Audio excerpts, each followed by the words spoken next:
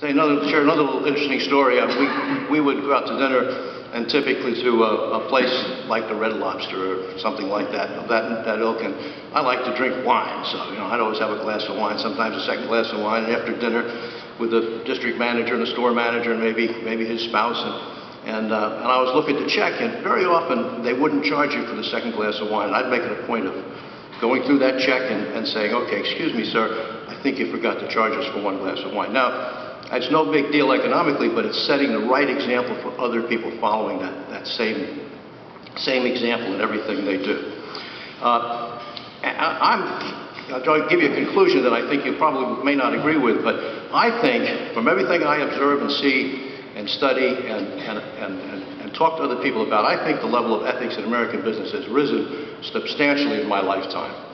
And I'll attribute that to, everybody likes to bash the media, and I like to do that too, but in this case, I think what the media does to expose a lack of ethics in business, in life, in government, everywhere, has done wonders to raise the bar for all of us. So, as you look at leadership, ethics is key. The bad guys all get caught. Second is ego.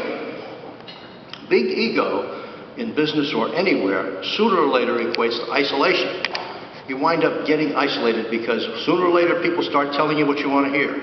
And the more of that you listen to, the more isolated you get, the further away from the business you get. I want to share another little ego story with you. I was at a trade show probably 20 years ago, and I was walking up and down the aisle by myself. I think we were at a pet show, and we were stopping in these booths and speaking to different vendors. And I was by myself, and I kept talking to people, and I was learning things and asking questions about our relationship with the suppliers and what new products there might be.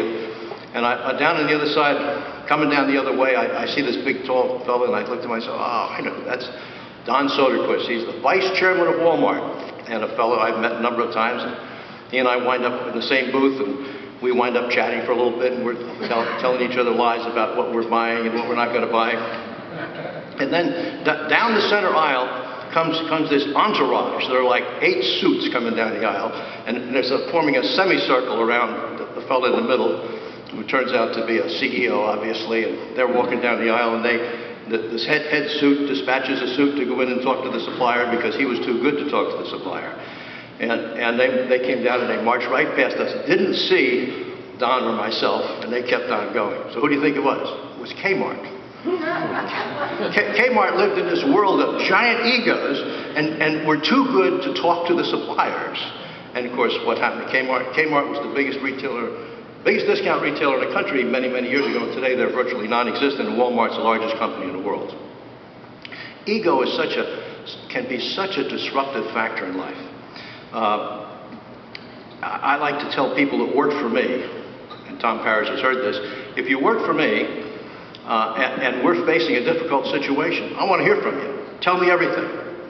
And if you do, and I make a bad decision, the monkey's on my back. But if you work for me, and we're facing a big issue, and you don't share with me, and I make a bad decision, the monkey's on your back. Actually, you won't work for me any longer. Leaders have to be getting good input all the time, and you've got to keep that. You've got to be humble. You've got to keep that out of the way. You have to listen and ask questions and probe further. And when somebody tells you something you don't like, you want to punch them. You're mad, but thank you for telling me. Thank you for telling me. And when people bring you bad news and you thank them for it, you've got to get more. You get more and more information. And the more you hear, the more effectively you can manage. The better the decisions you make. So, wherever you are in life, no matter how big or small your ego is, remember, if it's big, you got to keep it in control. Otherwise, you wind up isolating yourself and not able to make good decisions because you don't know what's going on.